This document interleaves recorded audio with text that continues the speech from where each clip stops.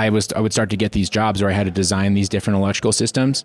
And I noticed it was the same sort of work and equations that would come up all the time.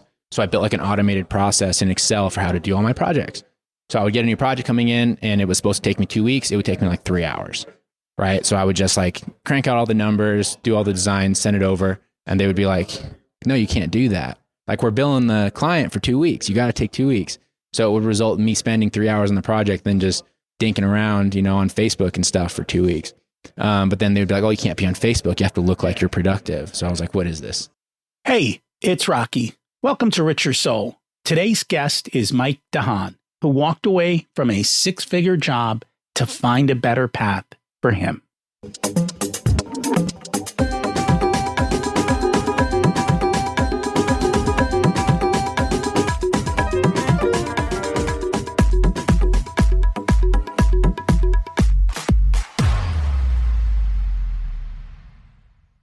Imagine it's 12 months from now, and you've achieved your major life goals. How does it feel to be in the best shape of your life? To wake up energized, excited about the day? To have great relationships and friends who support you and propel you forward? How does it feel to have an excess of money, to be able to make the choices you want? To be fearless and open to trying new adventures? Imagine being connected to the universe and it providing everything you desire. It's possible over time, and your past does not dictate your future. The only thing holding you back from this vision is you. It's time to take control of our thoughts and use them to our advantage. Welcome to Richer Soul, where we achieve our dreams and create harmony to health, wealth, relationships, time, and spirituality. If you have not had a chance to listen to episodes 1 through 9, I encourage you to go back and listen to the framework behind Richer Soul and how to create the life of your dreams. You can also find all the show notes for this episode at richersoul.com. Today, we're going to start with a Japanese proverb. Vision without action is a daydream. Action without vision is a nightmare. Did you think through what you wanted in life and put together a plan for that vision, and then remember to take action on it? That's really what it's all about. Knowing what you want, testing it, and then taking consistent action towards your goal. The reality is, we will always be off track. Life will always throw us curveballs, and we will always face the wind and things that are difficult. But if you keep showing up and you keep working towards your vision and your goal, well then, one day you achieve it. Just make sure you're going the right direction. We're back again with another one of our series recorded live at GoBundance in Park City, Utah. GoBundance is all about living the tenets we've talked about on Richer Soul. And now you get to meet people who are actually doing that with their lives. They vary in success and age, and each of them has found their own path to their ultimate life. They'll share how they did it and the lessons they learned along the way. I hope they inspire you to find your tribe, take action towards your ultimate life. These bonus episodes will be out every Thursday, and we'll continue with the regular ones as well. They all have the GB number in the front. This series is brought to you by the Profit Answer Man podcast, where we help business owners ensure they are always profitable and growing and can afford the life of their dreams. Check it out if you're a business owner. Our guest has a great backstory of how he walked away from a six-figure job because he didn't like what he was doing. Mike DeHaan is the host of the Collecting Keys Real Estate Investing podcast. Mike started purchasing properties in 2018. He started seller marketing in 2020 and was shocked when the calls started rolling in. He soon lost his job and began focusing on real estate full-time. He's done over 52 deals and built a full-time staff to run his day-to-day business. Let's meet Mike. Welcome to Richer Soul, Mike DeHaan. It's great to have you join us today. Thanks, Rocky. Appreciate you having me on. And I'm excited to learn from you today. Let's start at the beginning. What was it like when you were growing up, and how much did your family and school teach you about money? Yeah, so that's a great question. I guess I grew up in a, decently well-off family. Like we had money growing up, and it was one of those things that I never really realized until I got older. My parents did a pretty good job of kind of concealing it for the most part, especially I grew up out in Montana, and a lot of people that I grew up with were more working class. And I think one of the unique things kind of about that though, is because we didn't discuss money and it wasn't really made apparent to me. A lot of the sort of financial knowledge that people that typically come from well-off families have, I didn't necessarily have that because they were very private. So I was still brought up to pursue the traditional sort of path of go to college, get a good degree, go and get a salary, things like that. Despite the fact that my family comes from a long line of entrepreneurs, I didn't even really know that until I was in my late 20s, to be completely honest. And I think that that's just kind of a separation of like sort of between my parents, because my mom comes from a very academic family and my father comes from a very entrepreneurial family. And I think that sort of the goal with how my dad grew up and, with his business was to make it so I could have an easy life going the traditional path without having to quite work as hard, because honestly, that's what a lot of people want. But I just never really meshed with that as I got older. So it led to, an interesting sort of transition, I guess, as I grew up with a lot of opportunities and doing a lot of fun things with my family, and then went to the working world and realized that that wasn't how most people live their life. So why did they conceal wealth? To this day, honestly, I'm not sure. That's probably something I should ask my parents about at some point. And I'll put as well, so even as I've gotten older, I've never lived off of money from them. I've been self-sufficient since I graduated from college.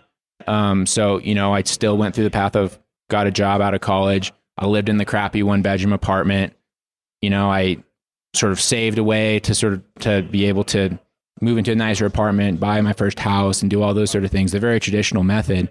And then as I got to know more and more adults, I started to question things about my youth, right? And I was like, how come we, would go to Europe on occasion and no one that I work with has ever done that, ever did that growing up, right? And I think that part of that is just my parents being private. They're like a little bit older. So my dad, I'm only 31, but my dad's in his mid 70s. My mom's in her early 60s. And also my mom is my dad's second marriage, right? So there's, they're on the baby boomer age bracket. So I think that they just sort of have that private nature where they sort of tend to, keep to themselves a little bit more. What did your dad do as an entrepreneur? So he had a travel business. His backstory, we could do a whole episode on that. He's probably one of the most interesting men in the world because he was born in south of England. When he was 18, he went and decided he was going to work on a boat, traveled the world, and then ended up moving to New Zealand when he was 18, 19 years old. This is back in the 60s, right? So that's a long way to go back then. And he was down there for a while, did a whole heap of things from, working as a bus driver to, working at the local ski area, to eventually working for a travel agency. He enjoyed that. So he started his own business and focusing primarily on bringing people to New Zealand for travel. Is in the 70s and 80s when it wasn't, pre-Lord of the Rings, New Zealand wasn't quite on the map like it is now. So he did that and was able to do very well with that business through 70s and 80s. And, when he had a whole first life down there with an ex-wife and 3 daughters, they were married, I think, for like 25 years. They grew apart, as happens after a long period of time. They got separated.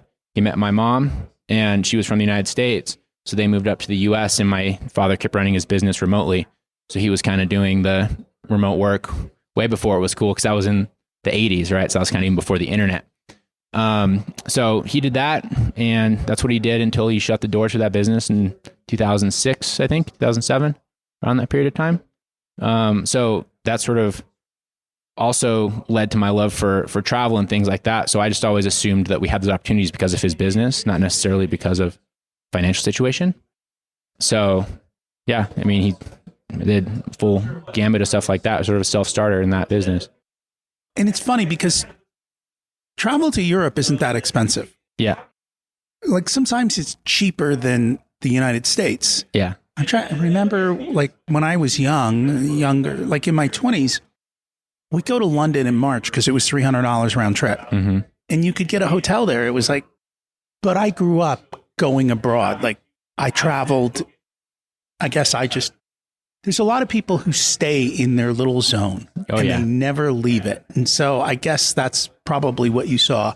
You know, it is funny because back in the 50s and the 60s, when you looked at most local business people, the margins aren't what they are today. They used to have fat margins. Like they made ungodly amounts of money.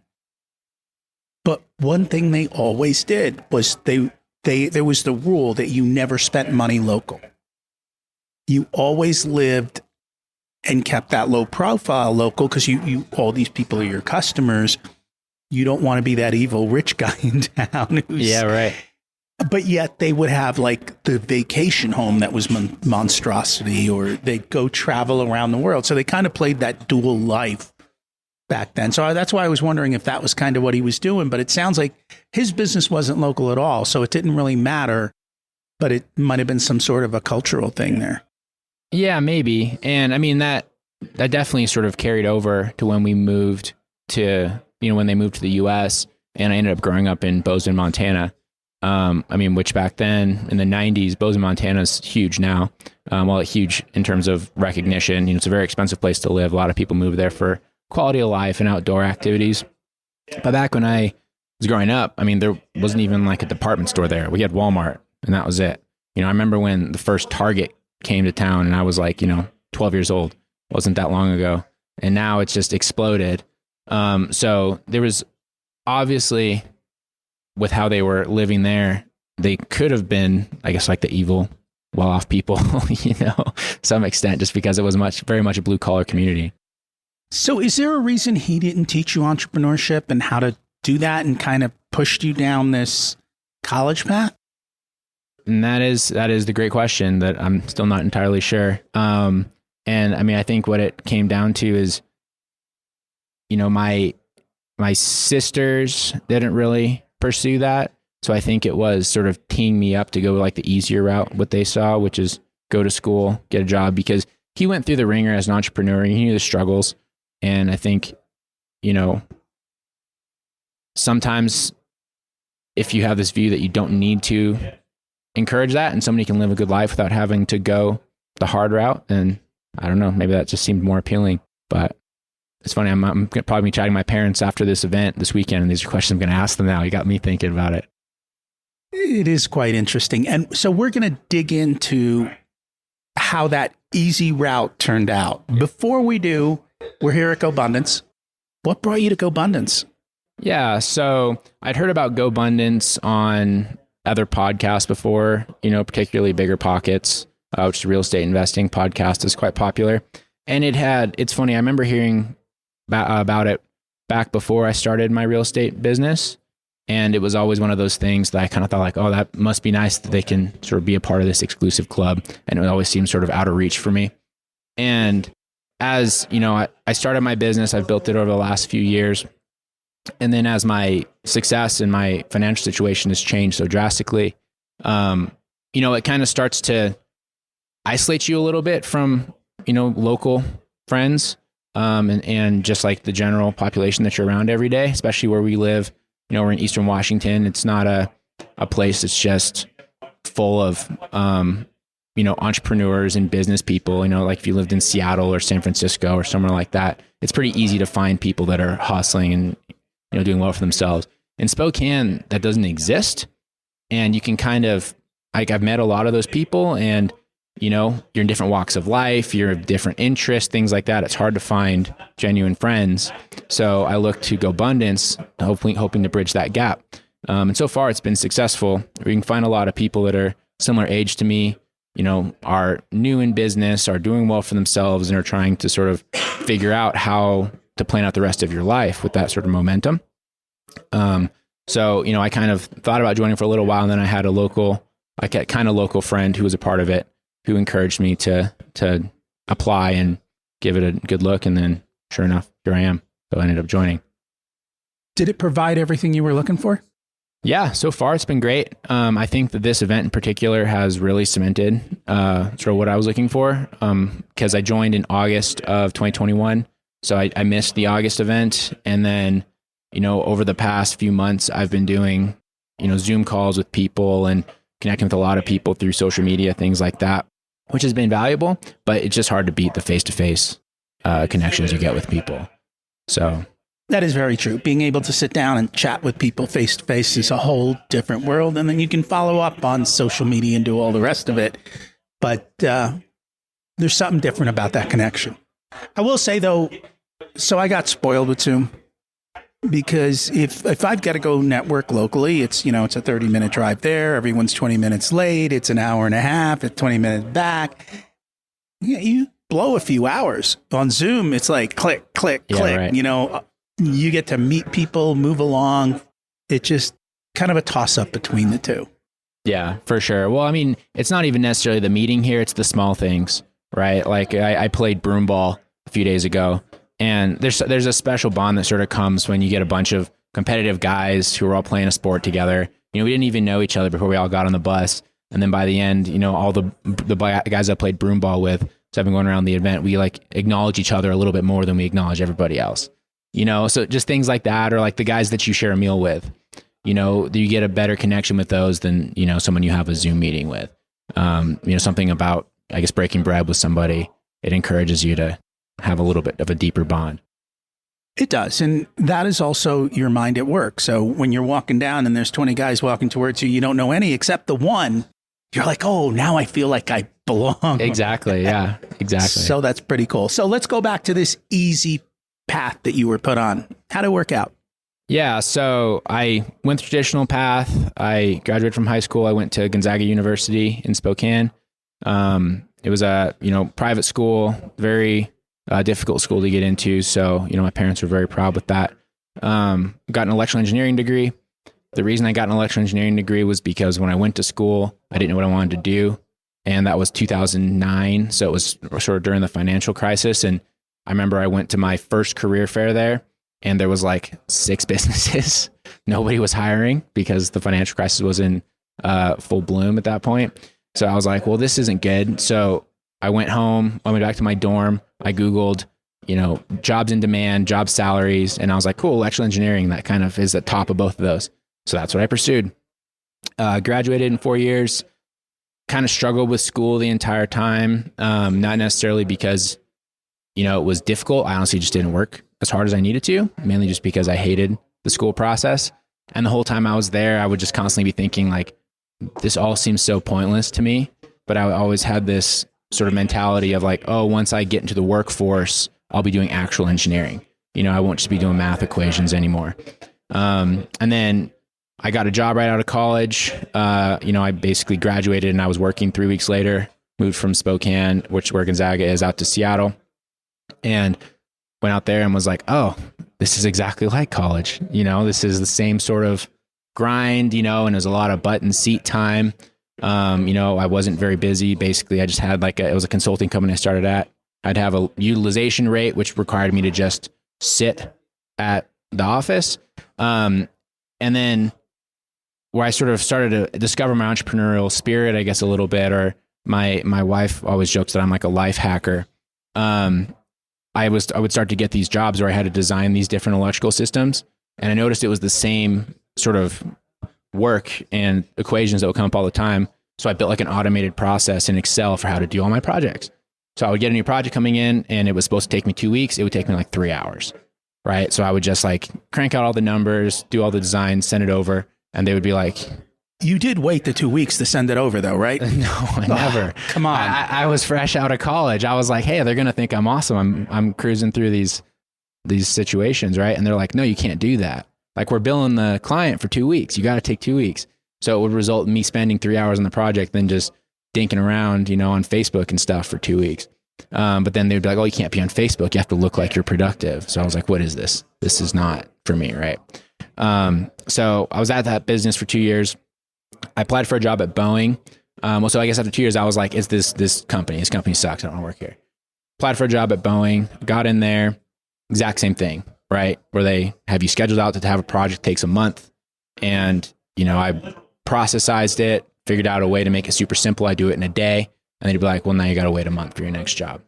Because when I was a kid, computers were relatively early, we would hit like alt something and it would change from the game I was playing to a spreadsheet. Yeah, right. And then that's how what you did. And like you knew, oh, someone's coming, click. And then the spreadsheet comes up and you look like you're working and you go back to. Yeah. And that's exactly what I was doing at Boeing. Right. And, except I was day trading stocks instead of working at Boeing. And the real kicker for me there, where I realized that this career probably wasn't right for me, was I'd spent 6 months doing almost nothing. And I went to my review with my boss. I think it was at the end of my first full year. And he was like, we think you're doing so awesome. And he gave me like an extra raise. And I was like, how am I performing higher? Because you actually got the work done and delivered. This is the secret to life. Life is pretty simple.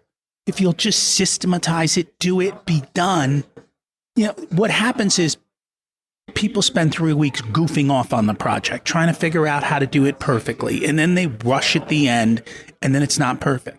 But if you just get it done, clear your hurdles and move on. And yeah, it's pretty simple. It is. Yeah. And across everything. Right. And so I left Boeing. I moved back to Spokane to work at the local utility there.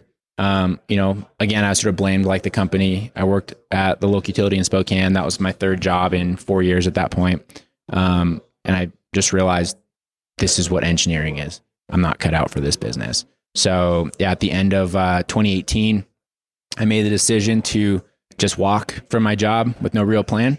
And I just quit. And I didn't really know what I was going to do. And I spent the next sort of couple years trying all sorts of stuff. What'd you try? Yeah, so I've always been into fitness. I competed in fitness sports, CrossFit, Olympic weightlifting, things like that for like pretty much from when I left college up through just a couple years ago. So I worked as a coach. My original thought was I will go back to school, become like a physical therapist, and like work with athletes, things like that. After about 6 weeks of working in a PT clinic, I was like, this is just like engineering. You get the whole thing. You can't processize it. Like it was just an insurance farm, where they're having people come in paying insurance and they weren't actually getting better. So I decided I didn't want to do that. I started to get into business and, passive income, things like that. So I taught myself how to code.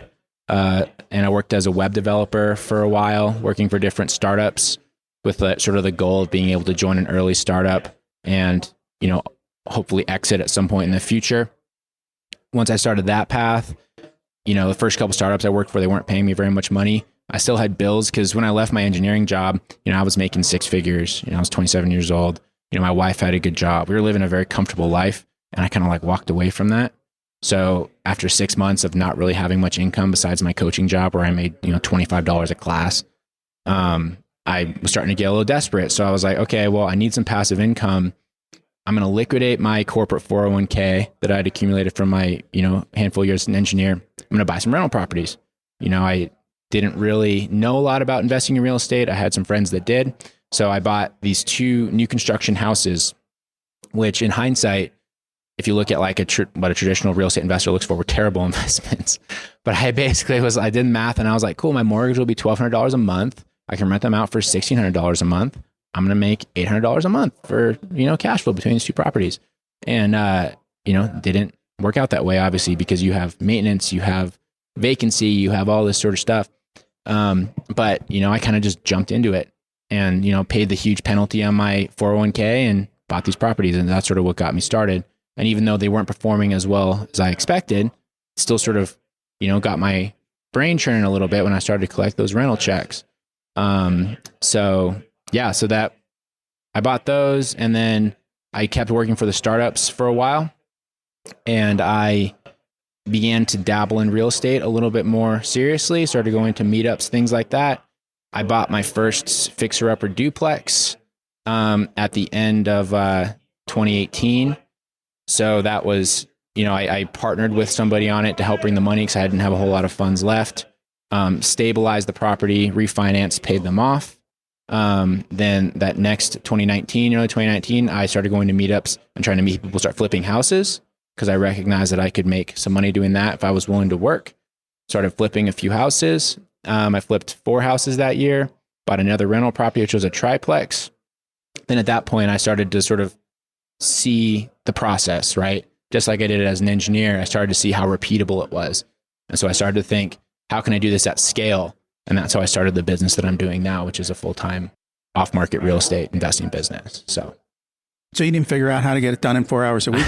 Well, now, honestly, we have it systematized enough now that operational wise, in terms of operating the business, we have the staff, we have the systems in place that are realistically only need to work 4 hours a week. And the funny thing is that one of the reasons that I quit my job way back when was because I read the 4-Hour Work Week. I say that book changed my life more than anything else. So I've kind of always structured businesses with that being the end goal.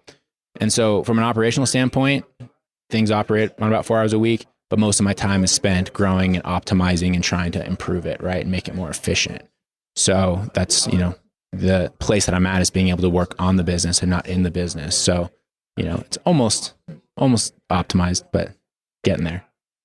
Little by little. And I don't think people understand the power of doing that and how you can get your work down to a fraction of time. I was just having this conversation with somebody this morning. It was like, I only have one bookkeeping client. I hate bookkeeping, but I do it because it's just something we've done for 20 years. And I remember the first time we had to do it, it took me for the first couple of rounds, 10 to 15 hours a month of work. I'm like, this really sucks. You look at what we're charging and just not worth it. But now it's down to 15 minutes.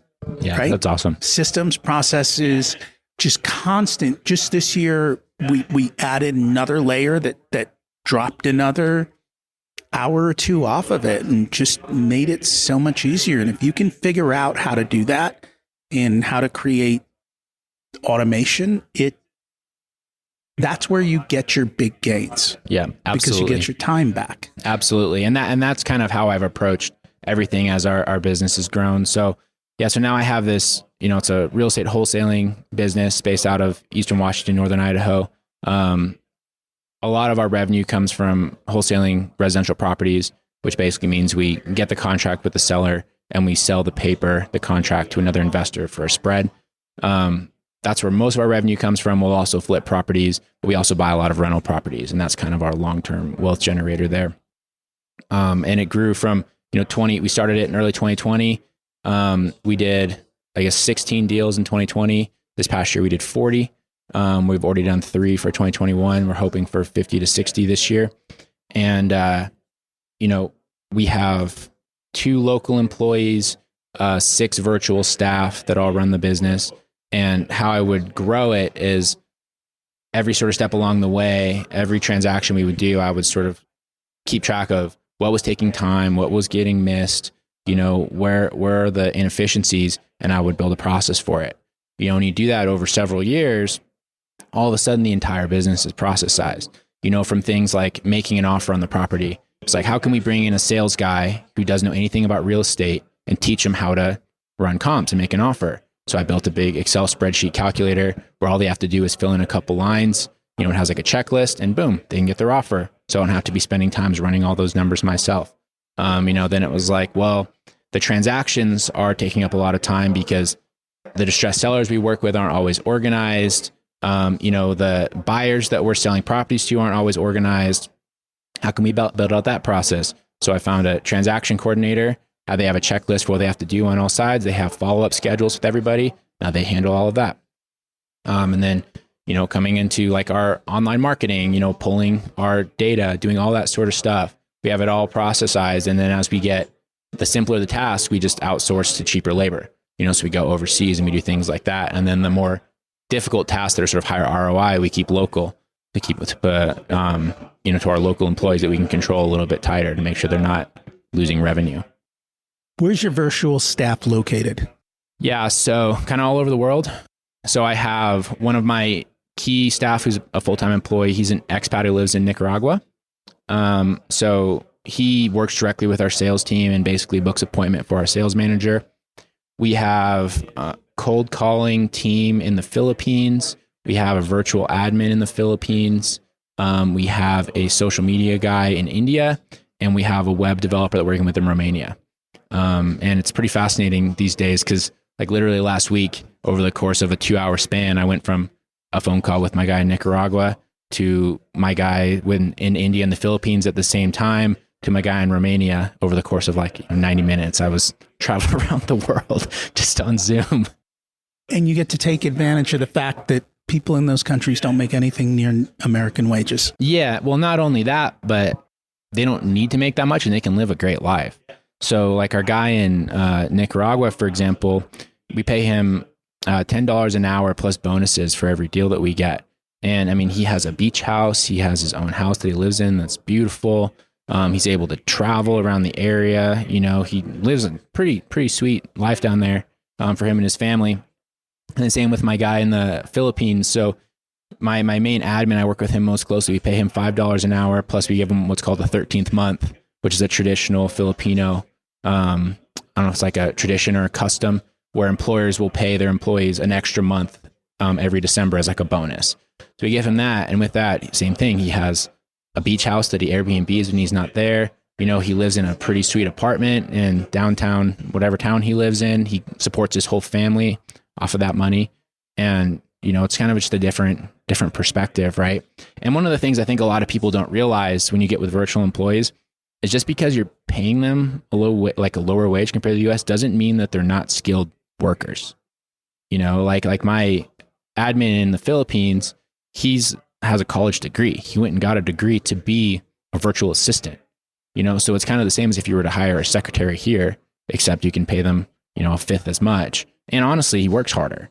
I think he's taken like 5 days off since he worked for us. And like one was because his grandma died. And like 3 or 4 of them were because they had a massive typhoon here recently. So he had no power. Besides that, he shows up every single day and he's happy to work. And, you know, if he misses days, he'll make it up on the weekend. Like he just wants to work and he's happy to, and does a great job for us. And the wage you're paying him is significantly higher than how much he could earn if he was working locally. Exactly. Yep. You know, he could realistically probably go and find another overseas employer that would pay him more. But I guess what we give him is we give him that 13th month. And also I don't require him to work American hours. So a lot of people, they require their VAs to work same time frame as, you know, the United States, which is, you know, middle of the night for them. So basically he just works our mornings, which for him is like going until about midnight.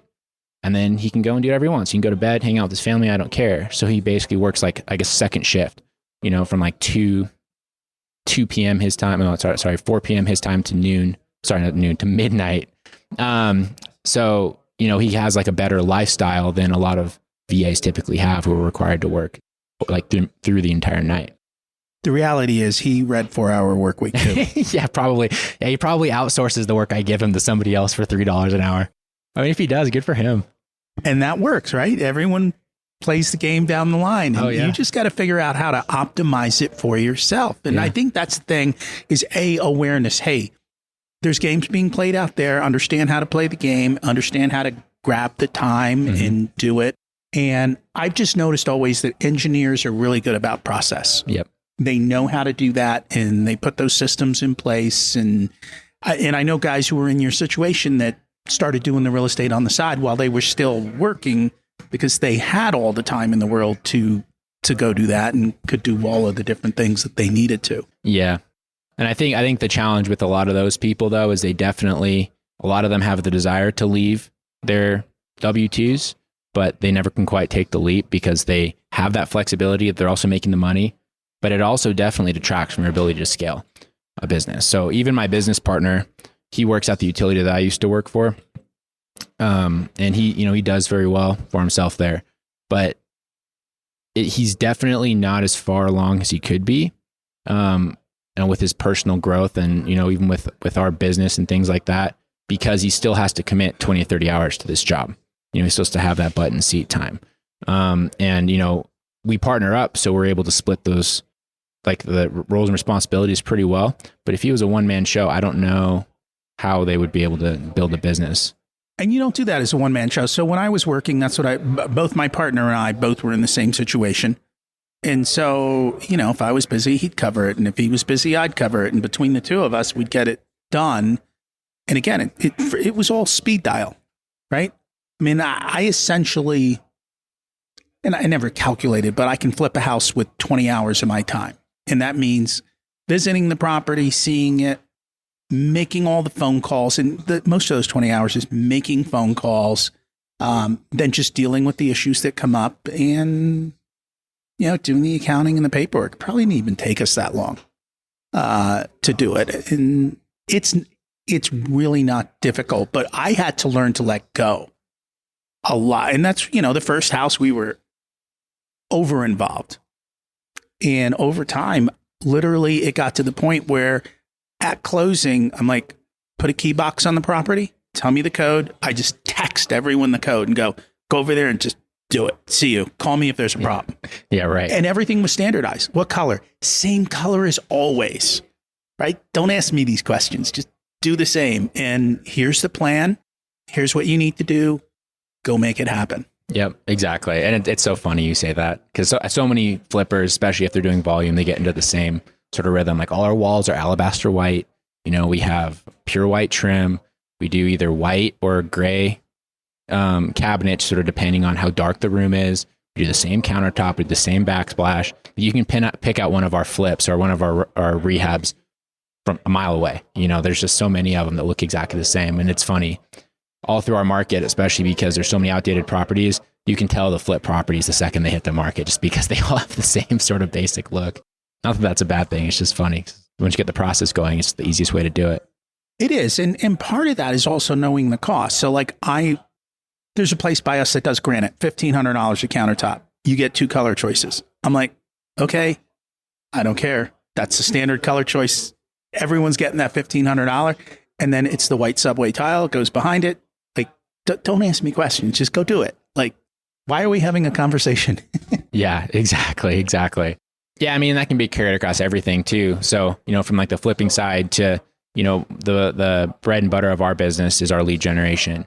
So, of all the deals that we've done, I think all except for 4 have been sourced by our own marketing, right? And have been bought directly from the sellers, which is where we make most of our money. I mean, you can buy something off the market, you can buy something from a wholesaler, but I mean, I'm not having to pay a wholesaler, right? Instead, that $30,000 margin that you'd be paying them, we're collecting those, or we're wholesaling it ourselves, right? And we're making that easy transactional money. And it's funny, a lot of people that we work with, that we sell properties to that are flippers, they are always sort of, they act like they're marveled by how we find these leads. And we're like, it's really no different than how you manage a flip, right? We have our process for how we pull our data. We have all of our marketing planned out. We have our follow-up process for how we engage with the sellers planned out. I have my team. They know exactly how frequently they're supposed to contact people, what those conversations are supposed to look like. Once we have a signed contract, closing the deal is all processed out. I mean, it's exactly the same as ordering your flooring, ordering your countertop, ordering, getting your plumbing organized, whatever. It's just, not quite as physically tangible because so much of it is like a digital process these days. Everything is systematized. Business is basic, simple math. Mm-hmm. It's systematized. Understand each of the levers. What are the factors in the levers? Measure and execute. And the ability to succeed is pretty simple. So these days you're giving back, right? Tell us a little bit about the podcast and what you do there. Yeah, absolutely. So as you sort of said, multiple times, our business is very systematized. It's very repeatable. We've been able to repeat our process in several markets that we now work in. So something that we wanted to do, me and my business partner, we have a podcast. It's called the Collecting Keys Real Estate Investing Podcast. And they're short episodes, 30 minutes, once a week. We kind of make them more of a deep dive into how to run a real estate business similar to ours, how to get started, and just sort of like the real truths and expectations around running a business like that. One of the things that we're trying to steer away from is a lot of real estate podcasts that are like, we have the guy that is 25 and he owns 2,000 units, and it's just like, it's almost unbelievable, right? And it's always just like huge wins, huge successes, things like that, like almost purely motivation rather than actual actionable steps. Have you looked at their books? Exactly. That's what we always say. Everyone looks good when they're going on air, but what that actual number could be, if you look at what their percentage ownership is and things like that is always the big I don't even question. care about percentage ownership. It is not hard to get to 2,000 doors and have no cash. You're right. You're completely right. And have no idea where your money is. Yeah.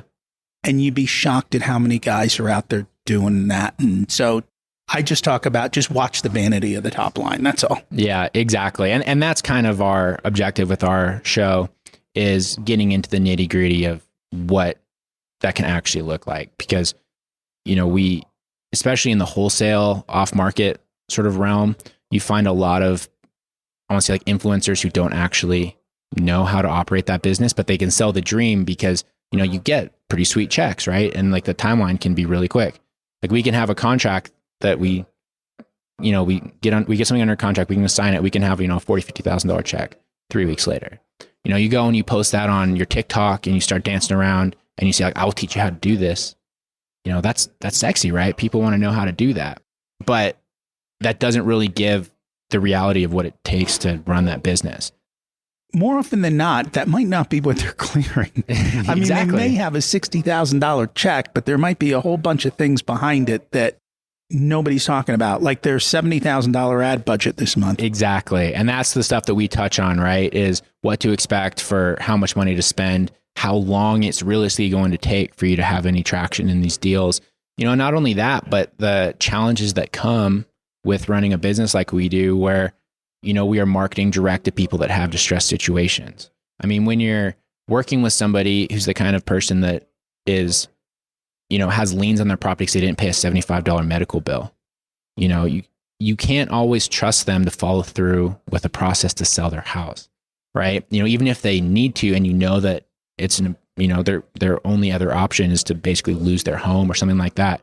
People do weird stuff, and that's something else we talk about a lot, is some of the horror stories that we have about, things going sideways with sellers. We've had situations like sellers getting abducted at closing, to people, getting into violent confrontations, like while we're at the properties, to, people just disappearing and not showing up for closing, even though all the money's already been collected by your buyer, and there's a lot of challenges with the business where you can't really, the term, you can't count your chickens before they're hatched. I don't know if there's any business that's more true with that than, wholesaling real estate, because we've had so many things go sideways at the last second, and, people need to be aware of that. And it's difficult because it costs a lot of money to run this business appropriately. And if you don't understand that, then what happens is you come and you waste a ton of money and you didn't actually walk away with any sort of opportunity for yourself. So I totally get it, because I see the books of all these guys. That's how I know what's really going on. Yeah, right. I know how they're running it, and when they're successful and when they're not, and who's systematized and who's not, and how they're doing it. If people would like to find out more about the podcast, yourself, where do they find you? Yeah. So if you want to reach out to me directly, the easiest way is through Instagram, at Mike_invests. You can follow me on there. I post kind of stuff that we're working on a fairly regular basis, but feel free to shoot me a message on there too. I love to engage with people. And then on our podcast website, collectingkeyspodcast.com, we have a giveaway on there. If you want, you can it's the 5-step guide to start generating off-market leads. And it's basically a general breakdown of the 5 initial steps that we took to start our business. It's simpler than you think, but it does take time. It does take a little bit of money, but we can at least sort of get you on the right path. And, if somebody wants a little bit more help with getting their business started, and me and my business partner have started doing some mentorship for people. So absolutely feel free to reach out and send me a message about that. Cool. We'll make sure to put that in the show notes. Thank you so much for joining us today. Yeah, thanks, Rocky. Appreciate it. I love how Mike systematizes his work and gets the hours down to practically none. How can you do that in your work and life? He could have just hit out, but that's not really how to live on purpose, is it? I mean, it gets boring after a while.